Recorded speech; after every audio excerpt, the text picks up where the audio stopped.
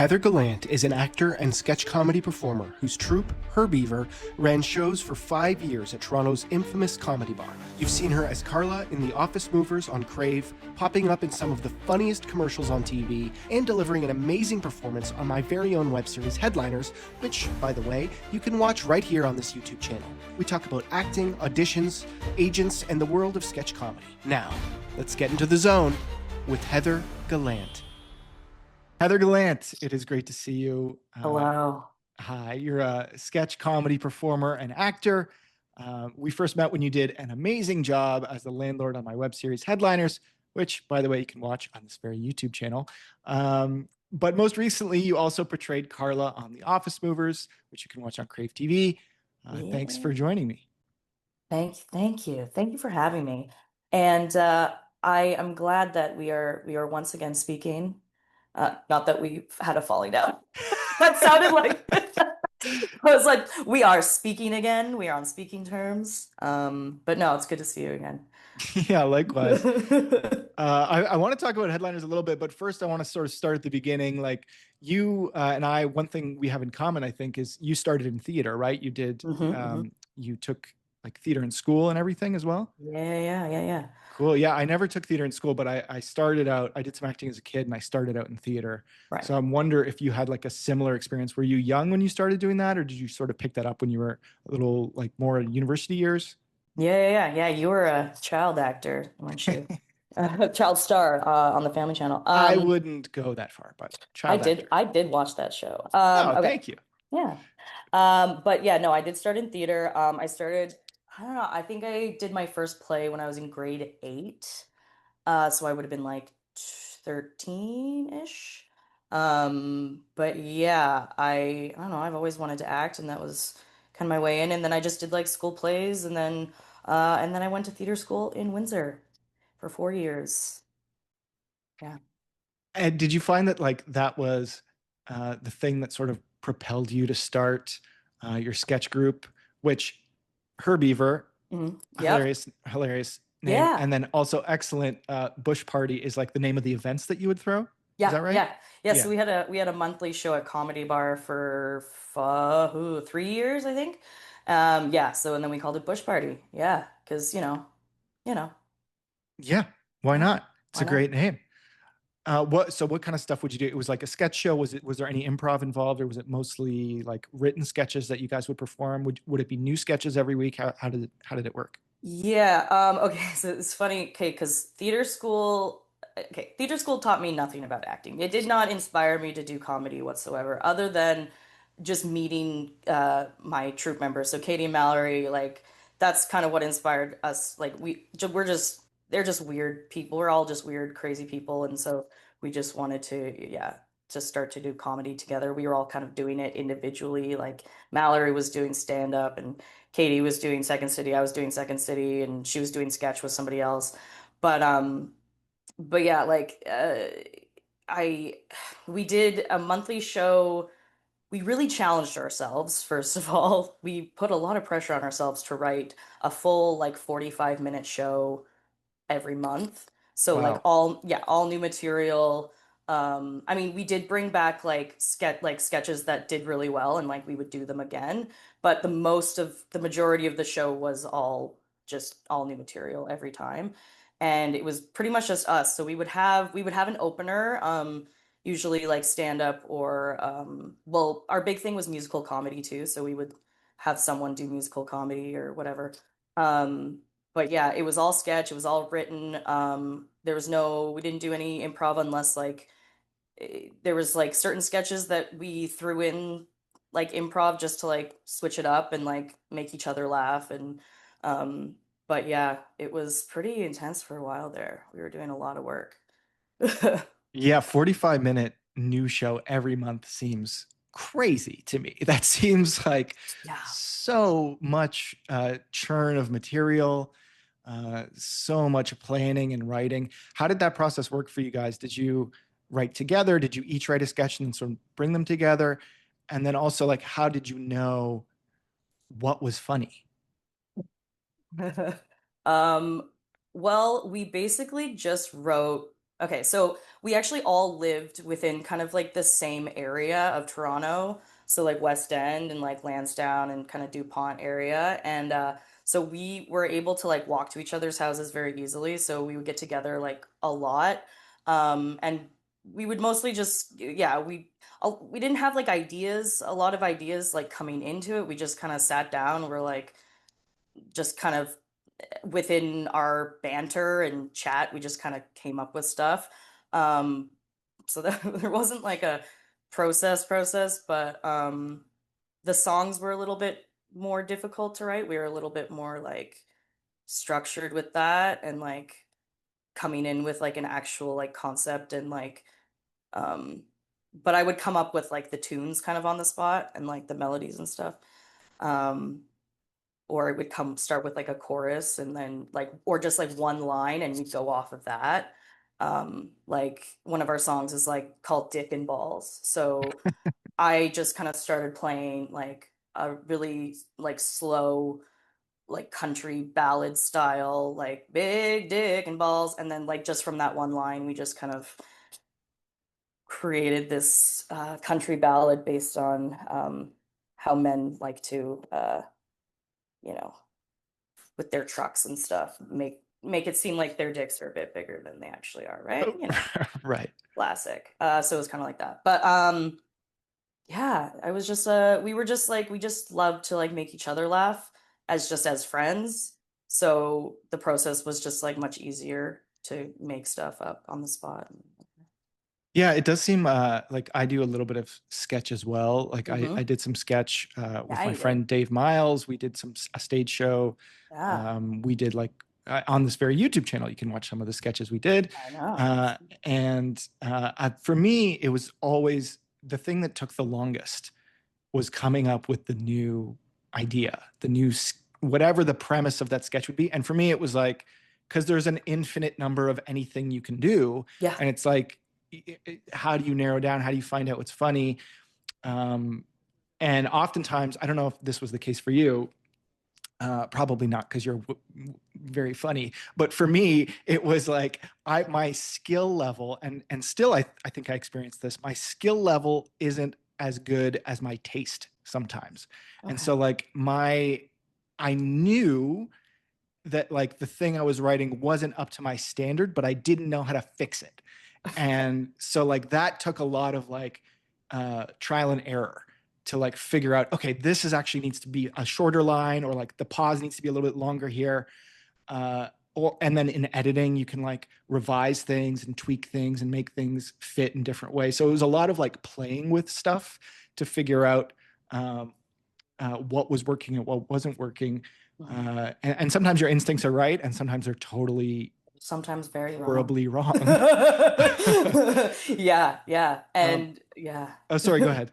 No, I was just gonna like going off of like the editing of it, like Uh-huh. and and and like we are like, oh yeah, so we'd write a whole sketch and then we'd like get up and rehearse it and we're like, oh right, okay, no, that's not that doesn't make sense or like this needs to be like we need to cut this whole thing out. Yeah. So it's like that's the editing is where it's like, oh right, that's not actually that funny.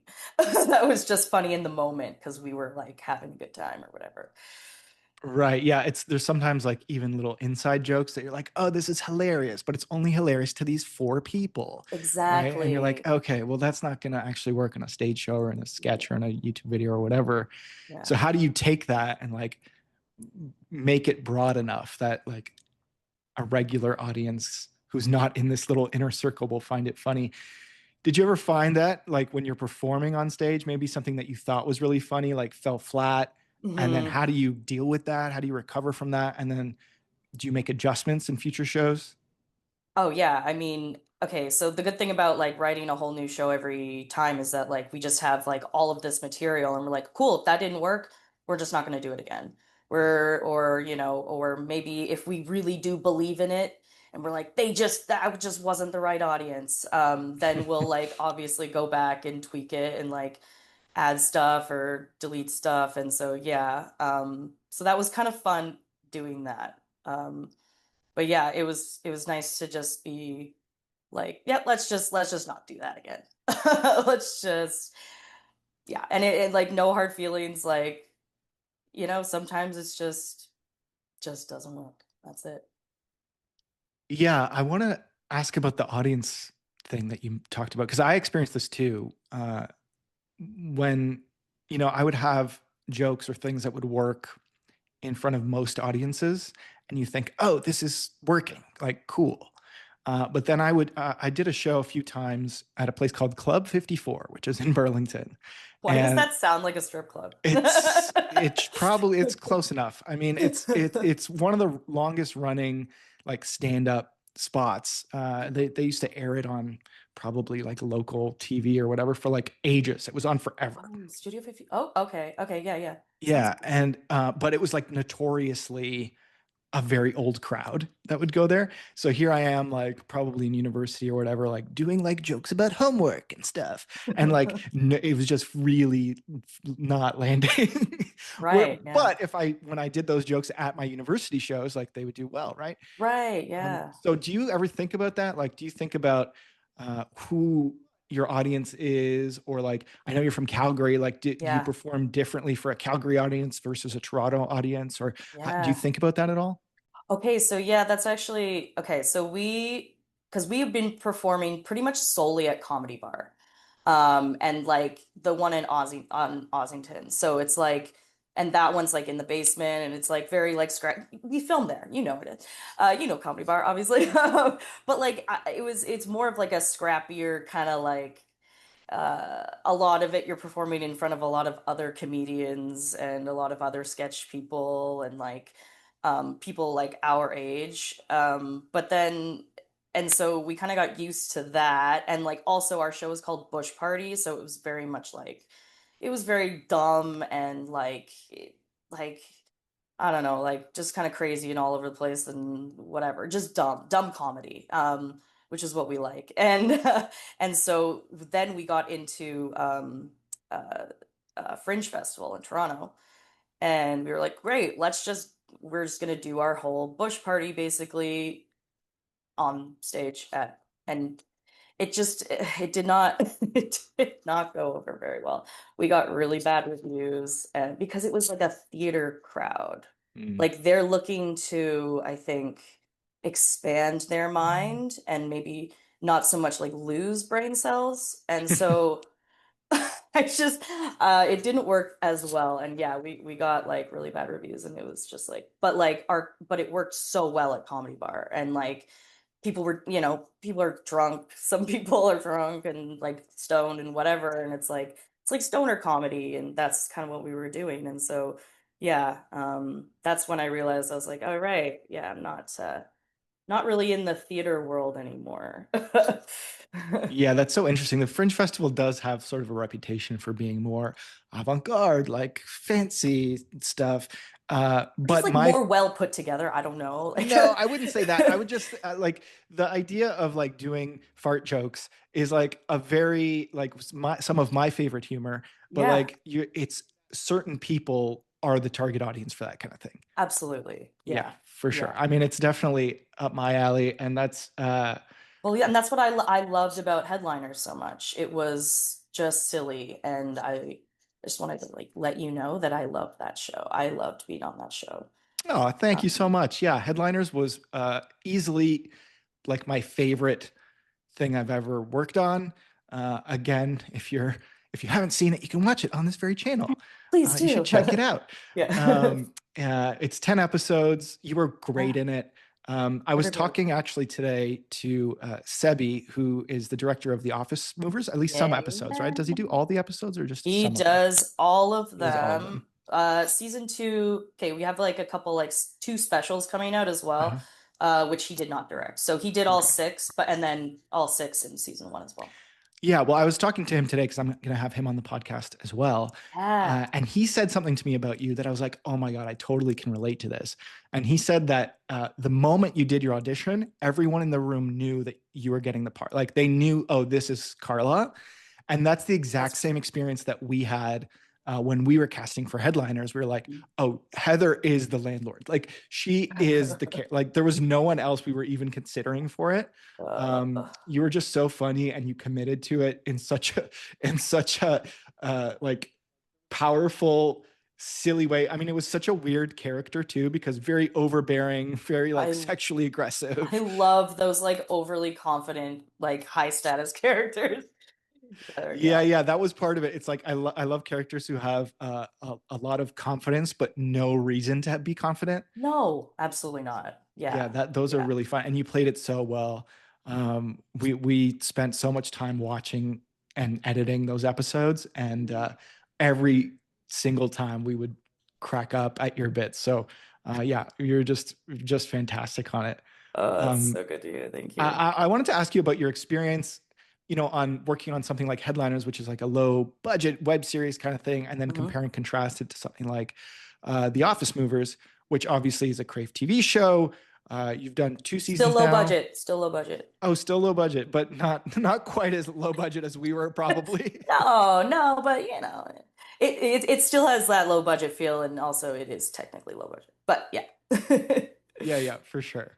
But I just wonder if there's, what was your experience like from your perspective on Headliners, and also, how different is it on a bigger show like The Office Movers? Oh my God. Well, first of all, Headliners really prepared me to be on Office Movers. I truly think that because, yeah, that was like the first, because I had done like professionally, I just like done commercials mostly, and then I got like an actual show.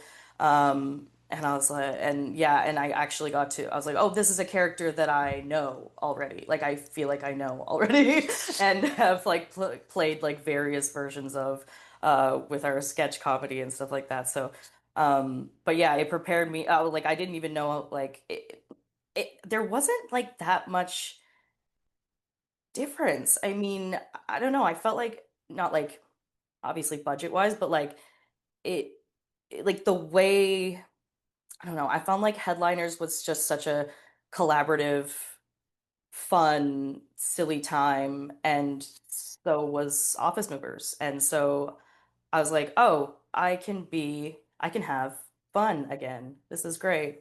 But no, but like working on the Office Movers, like obviously bigger budget, like, but it was still so much because they come from a sketch comedy background as well, right? Like the guys do, and that's what they still wanted to bring to the show, um and like that your headliners felt that way, very like sketch comedy, silly vibes, and yeah, Office Movers was also very collaborative. They were very open to um alt lines, like suggestions, like they're like, you can say whatever you like, you can say this however you would say it. um and a lot of it was like improv. Like they had the scenes and everything, and we have our lines memorized, but it was like, it just was like, okay, we'll just do the scene, but like just forget the lines, just like do it as you guys would. And that was really cool. So yeah, it didn't feel like a big production where it's like there's all these hierarchies and tensions and like, yeah, it was honestly like, yeah, everyone was just like in it together, which is what I liked about theater from the beginning. What it was just such a, we're all in this together kind of deal, and we're all like just having fun together. Yeah, together. But how many times have I said that? I don't Yeah, I know. mean, that is definitely sort of by design, but also by necessity, what Headliners was. Um, we wanted to have like a really collaborative environment. I mean, I think we paid the actors a little bit of money, but mostly everyone was there for free. Hmm. Mostly it was just like, we'll pay for your gas and your lunch. Yeah. Come out and like hold a boom mic for us, Hmm. and we had a couple of us, like myself, the director, the lead actor, a few producer, we all like put in a little bit of money or a little bit of gear or a little bit of time, or we all called in favors. It was very much like a little team effort Yes. Yes. that felt really indie and really fun. Hmm. And it sort of sounds like a little bit that's what The Office Movers is sort of like. Yeah. And I love that idea of like best idea wins. And so Yeah. on Headliners, I remember like we had a PA who was great. Kenzie was her name, and I remember her. yeah, is her name, I should say. Yeah, She's no, still she's still around. still alive. And she had a joke that she pitched like in the middle of a scene. She was like, "Hey, like, wouldn't it be funny if they did this?" And I was like, "Oh my god, that is hilarious." Unfortunately, we didn't have time, or we didn't have the prop, or something. It wasn't going to work. But I was like, "Dude, I would totally do this Yeah. if we could." And there was plenty of times where that happened, where our producer would chime in with a joke, or our camera guy would sort of have an idea for a different angle, and it was a really collaborative process in that way, which I think made it better. I Totally. think giving people the creative freedom especially on projects like that, where it's like there is less pressure, like there's no network who's like, better put the do it this way, or like there's Yeah. creative execs who are like, make this line less offensive and Yeah, yeah. whatever. So there's all this ability and freedom to do different kind of stuff, and it Mhm. sort of sounds like that's more or less the process, the same idea on Office Movers. 100%. Yeah, oh yeah. And like what was great is like yeah, Crave and Counterfeit Productions, like everyone was just like they just trusted, Jay and Trace so much, and they because they had this like long standing background of viral sketch comedy on YouTube and stuff like that, and it's just like they just trusted them, and they trusted everybody else. Like the majority of the actors did not have like an acting background. A lot of them are comedians and like stand-up comedians, content creators. So like they all do a form of comedy. It's just like none of them have stepped on a set before, and that was extremely interesting because there. And then there's just yeah, the stakes were just like like there was no. I mean, it was obviously nerve-wracking for a lot of them having not been on set before, but it was really interesting um to just then feel like we can just like whatever, we can just go for it. And yeah, there's no one holding us back. There's no one telling us like we can't say that. It's like they were just completely open to everyone's interpretation of their character and what they wanted to bring. Like they wanted each individual to bring themselves forward. And they just like let us be. And it was really, yeah, it was a really cool process. Yeah, that's something I think about a lot when I see shows like this, because sometimes you see actors who are always themselves in every movie that they do. Yeah, I won't name any names, but yeah. there's definitely sometimes where you're like, oh, this is just this guy Yeah. in a different movie being the same guy that he did 93 other times. Hmm. And that's probably because it's just them, like it's their own personality that's shining through, and Right. oftentimes that works for them. It's like a great Hmm. personality, or it's funny, or it fits that character. But I wonder, for you, like, do you actively like try to inject your personality into these roles, or are you sort of like, who is this character? Like, do you do character work beforehand, or like, how do you get into character, I guess? Yeah, I actually do actively avoid myself. I guess what I meant by like putting our own artistry into it. So it's not necessarily bringing our like a lot of people like I think this okay, Carla is very much has a lot of my traits. So this was actually out of my comfort zone a little bit Mm. because I related to her or not necessarily like related to her like on the page, but it was like what was already on the page and then what I added to it. So I added a lot of, yeah, I did end up adding a lot of my personality because it matched. Mhm. Like her kind of anxiety and her like a little bit like perfectionism a little bit and then her anger. Like I grew up a very angry child. But no, no, but just like her fieriness, like I can kind of be, a little fiery myself. No, but I did find that I put myself a lot more into this one than I usually do. Like Melissa from Headliners is more kind of along the lines of what I do, which is like very much outside of who I am. Mhm. Like characters that are very high status, take up a lot of space, overly confident. Yeah, and then me as a person, I'm very more like reserved, a little bit more like introverted. Um, but yeah, I just took Carla and I was like, well, I've had a lot of jobs over the years as well. So like I've had the receptionist job. I've like, I've done serving. I still work retail to this day. Like I've had a lot of those customer service or those like kind of where there's a lot of people around that don't know what they're doing and I kind of have to jump in and create some sort of structure. But yeah, I just kind of made her as like if I had this job, this is how I would be at this job. Right. Yeah. I mean, that's like me too. I mean, when I did most of my acting, I was much younger, but a lot of it was just a sort of uh, version of me that was like turned up the volume on a little bit. Mhm. Not necessarily like loudness. I mean, just like the personality traits would Yes. be turned up. Yeah. And uh, you know, I think that worked for me in the particular role that I was doing, but I do think that like I couldn't keep doing it. Like if I had kept going, like doing that would have got repetitive because it was so much of just me. Right. And then often I would find like I don't know if you guys do this on the Office Movers at all, but one of the sort of metric for whether I was succeeding in a scene or not was if I could make the camera guy laugh enough to ruin the take.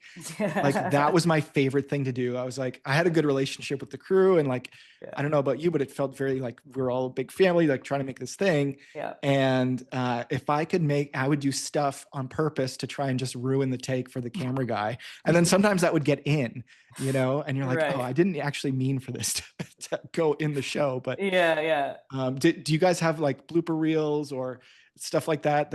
I mean, if you're trying all sorts of different lines and stuff, I imagine you would have lots. Yeah, so this season they tried something a bit new. Well, I don't know if they did it. They did it a little bit in season one, but season two, they left the cameras rolling before for like quite a while before we actually shot the scenes. Um, so they would catch like actual interactions between the cast members and stuff like that, and like sometimes those lines would actually make it in, or like, but like, or we would be rehearsing the scene before we're actually shooting, but they would be still recording, and I didn't know half the time that they were still recording. I kind of just like blocked that out for a bit, but yeah, they would actually be filming for a lot. So yeah, there's a lot of added stuff, a lot of improv. Like Lucas, who plays Reki, and Zach, who plays well, he plays two. Well, yeah, they both play two characters. Those guys, like, oh my gosh, like.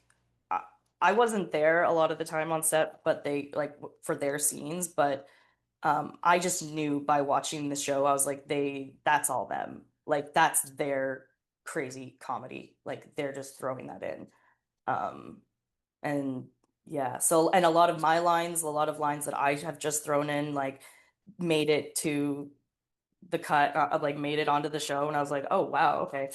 Um, so yeah, it's a lot of that. It was a lot of um, just like lines on the fly, making it somehow. Yeah, I mean, you got to try stuff, especially in comedy. I know there's like sometimes writers are very particular about actors not doing that, and then other times it's much more free. And it's sort of I think you have to really read the room on those kinds of things. Hmm. I interviewed Steve Scrovan, who wrote for Everybody Loves Raymond, Yeah. and he sort of talked about how it was expected that the actors would more or less do line for line what was written. And then you look at another show like, you know, Curb Your Enthusiasm, there's no script. It's an outline and it's Hmm. all improvised. I mean, it's very deeply outlined from what I understand. Hmm. So we know exactly what's going to happen, but sort of like how you're describing Office Movers, it's a little more free in terms of being able to improvise lines, Hmm. knowing generally where you're going, Hmm. but sort of having that freedom to say a joke or try a different line. Is Yeah. there a preference that you have? Like, do you like that freedom to be able to improvise and try different things, or would you rather have the lines be like right there for you? I definitely used to. Theater school really drilled that into our heads of like, it has to be word for word because you have to respect the writer and and all that, right? And of course it's theater, so it's like you can't there's a time limit. You can't just like go off on a monologue like your own whatever tangent. But like but yeah, I used to be like, no, no, no, I felt so safe in the lines. And but no, since doing comedy and since doing like Second City um and then of course, yeah, working on set with Office Movers was like a whole that was crazy to me because like even commercials, it's all like there's not a lot of room for extra stuff either. So that's what I was mostly doing. And then yeah, like so I was a little like kind of afraid to get back into like improv, and I was like, okay, I don't really know. But no, it ended up I ended up loving it. I love that structure now. Because yeah, it's more collaborative and it's more just like let's find what the funniest thing is. Like and there's no like yes, obviously we're respecting the script and the writers and like the structure is all still there. It's just when it when you feel like that freedom, everything just like just comes up more natural.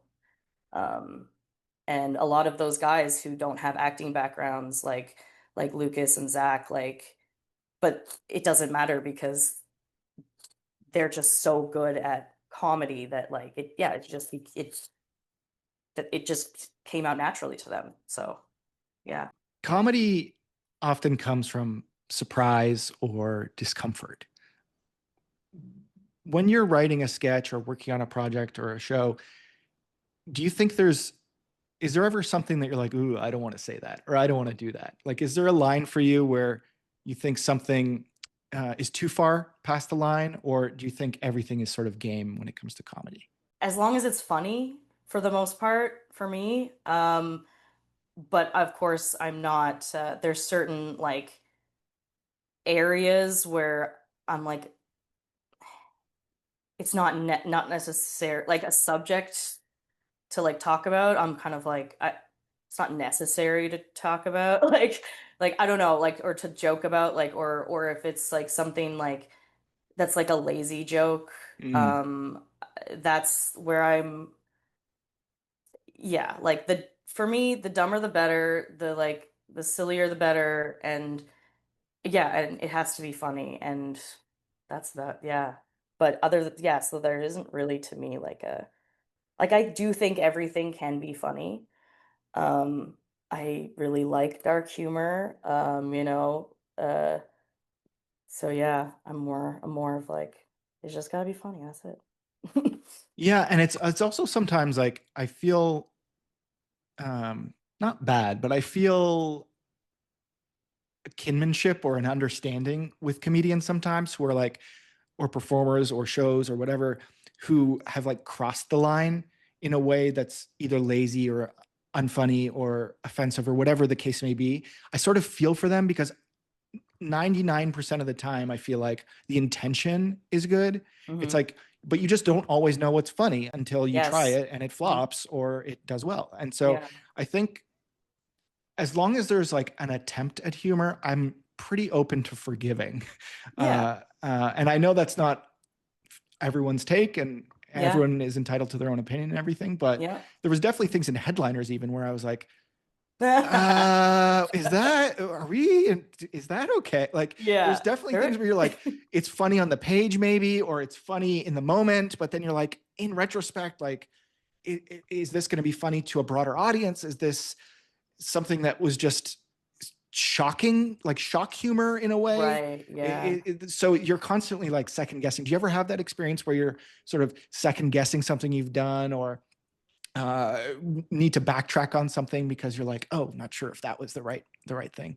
Oh, totally. And like now my troupe isn't doing sketch anymore. Like we stopped pretty much uh COVID time. And so but like I'm looking back on sketches where I'm like I don't think we could do that now. Like I don't know. like we had a sketch called like Trigger Warning. And basically it was like a server at a restaurant, and it's like listing off drinks that sound triggering, so they have like words in them that are yeah, and it was like very fast. And then if someone and then the server had like this bell basically, and if one of the customers said something that sounded offensive, you would hit the bell, and that would be like, nope, you can't say that, you can't say that, you can't say that. Um, so it was kind of a take on, yeah, like just like everyone being very uh sensitive about like every little kind of thing, right?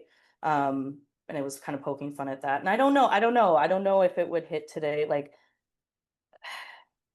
I don't know. Things like that, right? And I'm like questioning because like everything is triggering these days. Hmm. So I don't know Hmm. if people would be like, well, that's not funny because it actually is triggering. So I don't, you know. Yeah, yeah. It's a weird thing because at the end of the day, like you want to be funny and make people laugh and bring people joy. You're not trying to intentionally piss people off or Right. hurt their feelings or whatever. But even in my own little sketches that I do on this channel, it's like sometimes, like for instance, I had a sketch called "Gay Clone," Oh, and if you watch this, and it was one of the better performing sketches in terms of like the YouTube analytics. And the reason I think for that is because the word gay is in the title and people want to click that and want to hate you for it. But then right. when they actually watch the sketch, they're like, oh, this is just silly. It's not offensive. It's Yeah. like, it just happens to be about this gay clone situation Yeah. that's just weird and absurd and Yeah. silly. Yeah.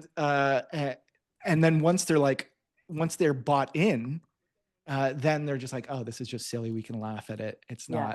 not, I'm sure there's probably someone who's offended, but like There always will be. there Yeah. always will be. Yeah.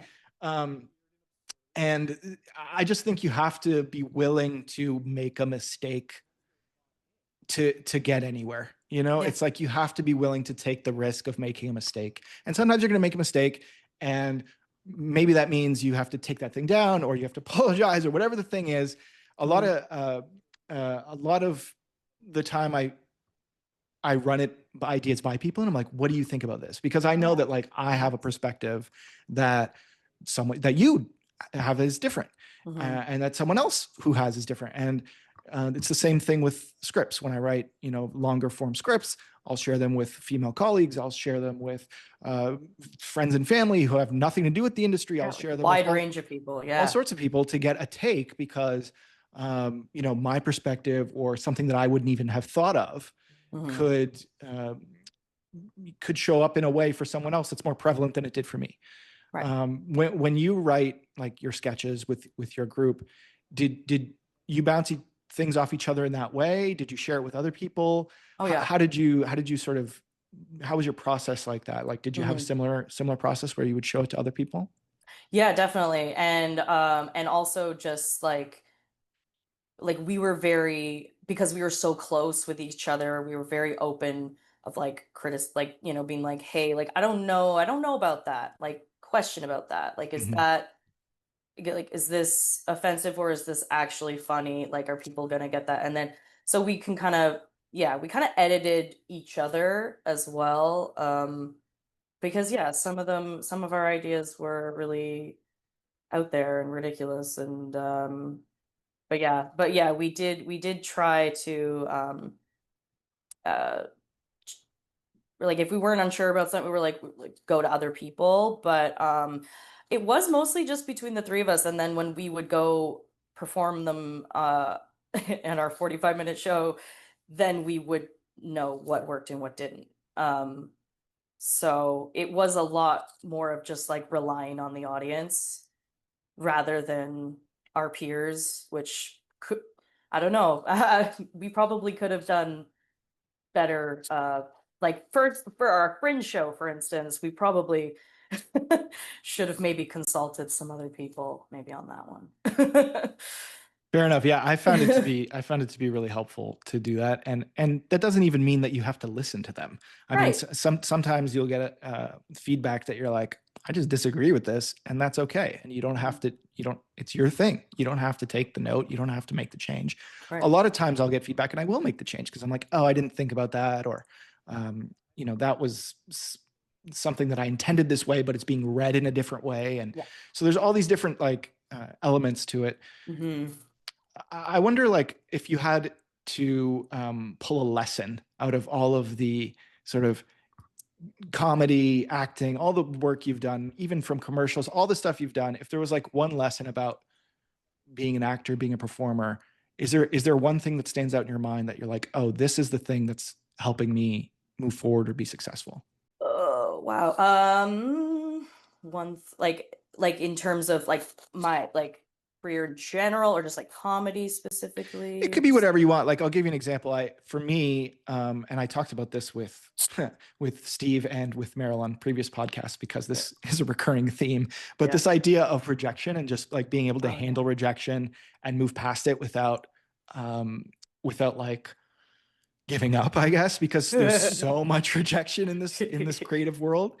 Yeah, For yeah, me, has been something where I'm like, okay, if it's actually been incredibly helpful because you're yeah. like Yeah, in other areas of your life you get rejected and you're like, yeah, whatever. yeah. Like, so for me, like being able to handle rejection and forge ahead has been uh, a really helpful thing that I've pulled out of you know going to a million auditions and getting two. Yeah, um yeah. I just wonder if that is similar for you, or maybe you have something else that you could pinpoint. Okay, well, I think the biggest thing I have learned and what is the most helpful is telling myself like I have to have fun. I have to have fun doing whatever I'm doing. If it's like some dumb commercial audition where I'm like, I don't know, I've done a lot of dumb commercial auditions, but like if I'm not having fun with it, like as long as I have fun and I'm happy with the work that I've like because it's all self tapes now. So like with the tape that I sent in, once I've sent it in, that to me is like I have nothing else to do.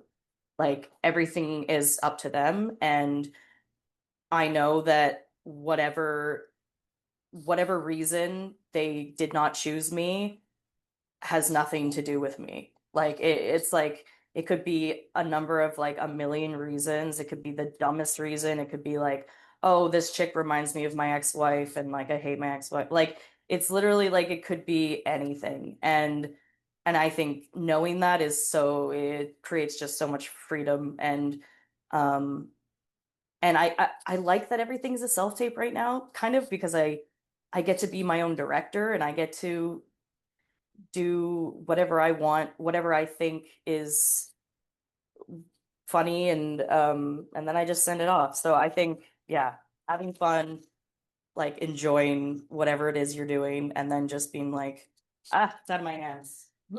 Yeah, I think that's really important. And just so anyone who watching who might not know, like typically in the audition process, you go in to a physical space, you audition in front of a camera with a casting director, Mhm. and then you might, I don't know if this is still the case because it's not my world anymore, but Yeah. you might get a callback and then go back in with like the director or the producer, and there's like more people in the room who will then give you feedback and see if you can sort of adjust your performance and things, and then from there you might either have a third audition or you might just get the role. Yeah. But what you're describing is happening more now is self tapes, which is you're Hmm. basically in your own house. Hmm. You set up your camera, you do the audition by yourself. Usually, you Hmm. might have like a reader, someone who's like reading the other lines for you. Yep. Um, and so your take is you prefer the self tape avenue because you have more control over sort Hmm. of what happens in the audition. Yeah, I think yeah, I like to have more of a control over my performance. And I think that's what I that makes the best work. That's when I do the best work is when I can just kind of do my own thing. So yeah, the self tape. So you do the self tape, and then yeah, you send that off, and then usually yeah, you'll get the callback is usually in person, and then it's pretty much just like what you did in the audition. So the first audition, it's yeah, and then they tweak it a bit, and then they work with you. Um, and it's basic the callback is basically to see if they can work with you in my personally. You know, I think that's what it's mostly about, and if you can be directed and stuff like that. So once you've established like that foundation of that original audition, where you're like, I made these choices, like making choices, make your choices, by the way. Like, don't just be like what you think that they want. Make your own choices, and then once you're like have that solid foundation, then to me the callback is much easier because that's when you can kind of be like, oh, now I get to work with these people a little bit. Yeah, I think that's a really important point too about putting your own, like making it your own as opposed to just doing the thing that you think that they want. Mhm. And that was something that I really noticed in your audition. I still remember your audition, by the way, from Headliners. Yours and Peter's. Peter who Yes, played Peter. Oh my God. Peter who played Dimitri, who was this sort of really insane character. Intense. Just both of your auditions were so spot on, and it was not even because it was what I had imagined. It was because you brought something and Peter brought something to it that gave it that little extra thing, that gave it the thing that I didn't even know I wanted. Mhm. And I think that's the case for a lot of creative endeavors, whether it be acting, writing, whatever. It's like a lot of the time, the people who are making these assessments about what they are going to commission or who they are going to hire, they don't even know what they want until they see it. Exactly. And so it serves you, at least in my experience, to do the thing that you want to do. And And if they don't like it, then they don't like it. And if it's not what exactly. they want, then it's not what they want.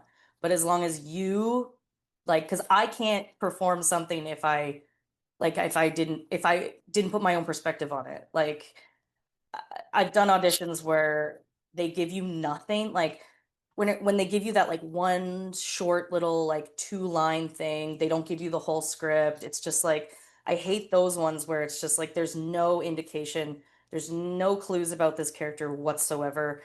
But those are also good because then you can be like, okay, well now I can just do whatever at the same time. And it's like, but I love when the writing is already really good, and then you can add yourself to it. One thing I wanted to ask too, because there's, and maybe it's different now that there's mostly self tapes happening.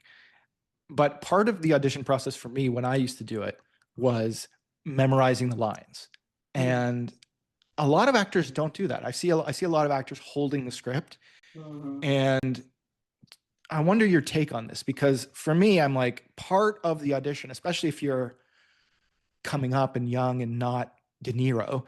Yeah. Part of the audition is proving that you actually can memorize lines. Yes. Do you think that that's important to do that, or do you think that holding the script is just as good? Well, for me personally, I can't be fully like free if I'm holding a script. Like it takes me kind of out of the world.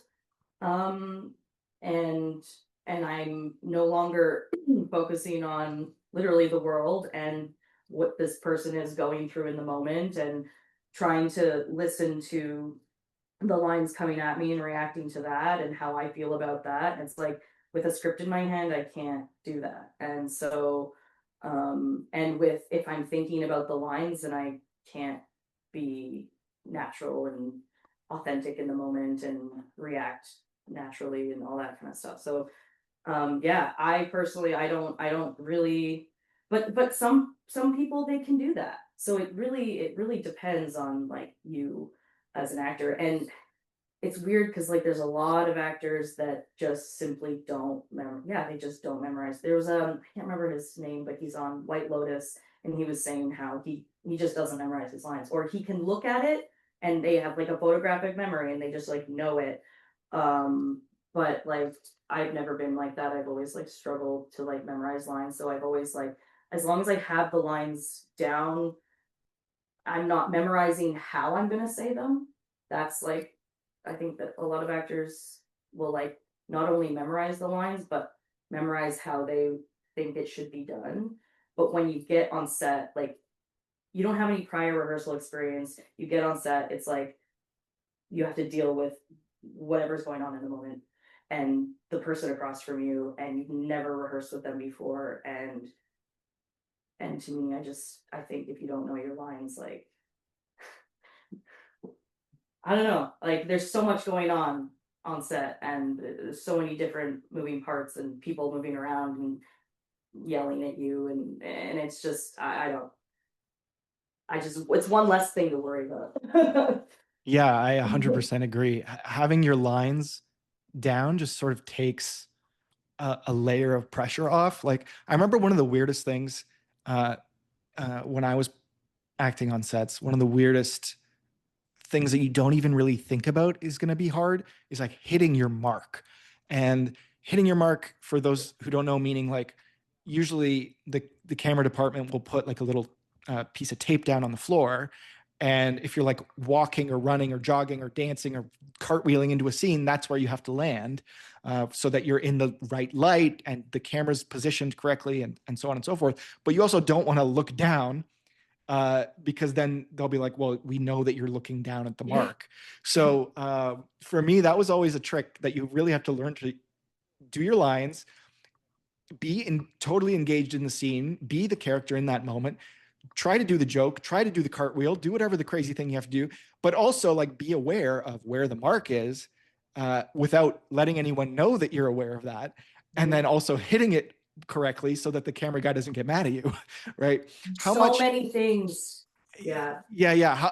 How much of that is like going on in your head? And then now in modern filming, is there other stuff that's going on? Is there, especially on a show like Office Movers, where there's like a lot of stuff going on, are there other distractors that like pull your attention away from stuff like that? Or are you able to really focus? I will say I'm actually pretty good at focusing, and I will say I very rarely like break in a scene too. Like I'm very much like immersed in the world, and so like everything to that person, like that person that I'm playing is like very serious. Like everything is very serious to them. Like this is real. And so I think when like something like happens, um like people usually break when like someone says something that wasn't like planned or right or whatever, and it's just like thrown in, and then everyone breaks. But it's like, to me, I'm like as the character, I'm like I have to respond to that in the world, rather than like I don't know, I just don't break.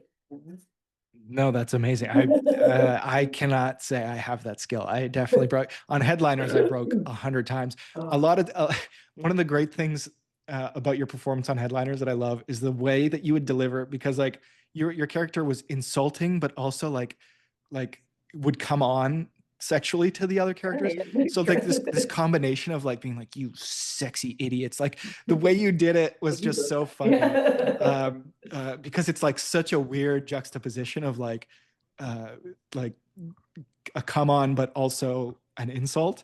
Yeah. And you just delivered it so seriously, like as if that character like meant it with all Oh her yeah. Oh heart. yeah. And And that that's was what's like, so funny to me, is like they yeah, mean these things so much. Yeah. Anyway. yeah, no, that was some of my favorite stuff. So I think it's great that you can not break. I think that's a really good skill to have as an actor for sure. I take great pride in it. No, I have broken on stage during like sketch comedy and stuff once or twice, but usually it's if like my like costume fucks up or something like that, and it's just like a very like obvious like visual like fuck up, and then I have to kind of step out and like, and then I'll start to laugh. I'm kind of like laughing with the audience, but that's usually when I have broken in the past. But yeah, no, I take it really seriously. That's great. If you could give advice to young performers, sketch artists, actors, do you have any advice for someone who's just kind of starting out? Don't go to theater school. No, but that's an important No, thing. I Like a lot honestly, of people talk about like film school and theater school, and for you, it wasn't particularly helpful. no, I didn't find it very helpful at all. Like the experience was helpful, and it actually taught me to be very like professional. So I think, okay, yeah. So my advice is always, okay, usually I'll tell people to be like, get a therapist, don't go to theater school, and also just like figure out like who you are and what you enjoy doing, what makes you happy, what like yeah, just like what's something that like because you have to have fun because like I theater school basically made me not really enjoy acting anymore. Um, it kind of took that out of me, and it took just doing sketch comedy with my best friends to realize, oh, I actually still like doing this. Like, and one of our things backstage to get pumped for our shows would be like to go like we would be like we like this because we had to remind ourselves that we enjoy doing this and we're not just like these serious theater actors. Like we kind of got like the shit kicked out of us in theater school, like where it became just like not fun. And it just was like so serious. And so yeah, we just have to like knock ourselves out of that and remind ourselves like this is fun. Like, and the more fun we do have, the better it will be. The funnier, the more the audience will have more fun. But yeah, basically, yeah, starting out, just find out who you are because then that's your brand, and then that's like when people see your brand so clearly, then they can't deny, like you stand out. Like they're like, we know who this person is. We know where they fit, and just enjoy yourself, and don't take this industry too seriously because there's a lot of people in this industry that take it way too seriously. There were several agents that I had met with before I've been with my agent for almost 10 years now. But before I met her, and these ones were just like, I'm like, we're not, this should be a partnership. This is not you hiring me. I'm actually making money for you. The minute you sense ego on someone, Mm. don't listen to them. Don't take their advice. I think trusting your gut and having fun are critical because if you're not having fun, it reads and then it sort of deflates the whole thing. I Yeah. do want to just add a point about the agent thing. I've had a few different agents across my career. I've had acting agents, I have a literary agent now, and it's really, really important for people listening to know what you said because certain there are a lot of really awesome reputable agencies and there are also a few like scammy type agencies and especially if you're young and you don't know the difference and they're like taking advantage of people because Yes.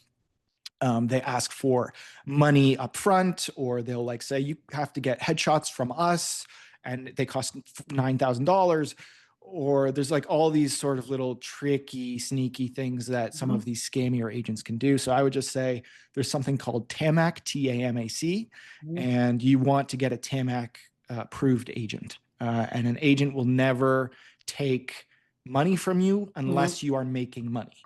They should um, never be taking more than 15%. yep. And yeah, you should never be paying anything up front. They should never be forcing you to take classes, paying for headshots.